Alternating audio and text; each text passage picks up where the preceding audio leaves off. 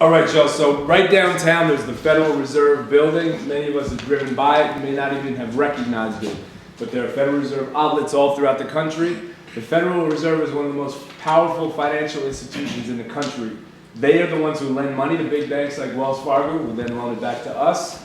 They set interest rates on things like home mortgages, and they set unemployment rates. So many of us don't realize that, but they have intricate, massive, very hard to understand mathematical equations that determine who's going to work and who's not.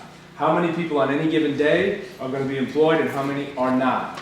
The end result of that is, and we'll find out from a report that we're going to release today, that people of color and black people in particular in this state, the gaps between black people and the broader community are as wide as they are anywhere in the country.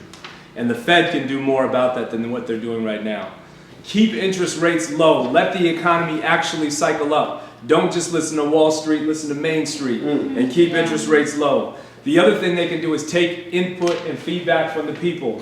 We know that that's a publicly accountable institution, the Federal Reserve is. It was put here to help us. Take a meeting with NOC allies, student groups. Let us be at the table as you help factor in and consider interest rates. We know that there are allies at the Federal Reserve.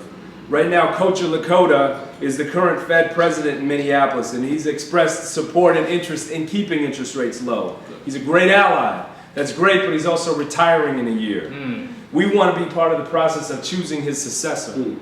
That needs to be an open and transparent process. We know it is actually an open process where they take feedback from the community. We want to actually be at the table helping to influence who that person is. It may be someone from this room. It doesn't have to be an economist with 37 advanced degrees. It can be somebody from Main Street who's a real working person, somebody who's unemployed. Right now, if you're white, Minnesota's a great place to be. Unemployment is 2.8%. It's way below the national average. It means your odds of getting a job here are about 97% if you're a white person, and that's fantastic.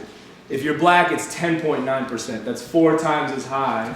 And again, the Federal Reserve can do something to fix that. People here know somebody who's looking for work or has a low-wage job or would like a better job.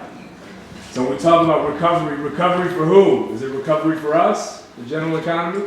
Probably not. There's more we know as black wealth was stripped from the community by predatory lending.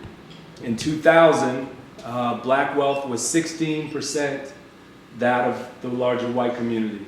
Today, black wealth is 8% that of the white community, the larger white community. So it's another example of not only are we going backwards, but it's harder and harder and harder for blacks to accumulate wealth, to have a decent job, and it's particularly true in the state of Minnesota.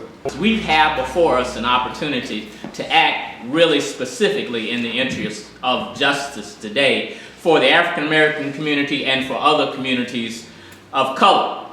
We have a history, unfortunately, in this nation and in this state of acting against the African American community and other communities of color. The question that we need to ask as we look at raising or keeping the interest rates where they are is who's going to be cut in by the interest rate decision and who's going to be cut out. That's right. If we raise the interest rates now, we're cutting out the African American community and other communities of color. We're calling upon the Federal Reserve right now to specifically and deliberately act in the interest of the African American community who deserves a good life just as well as anybody else and everybody else. We need to stop.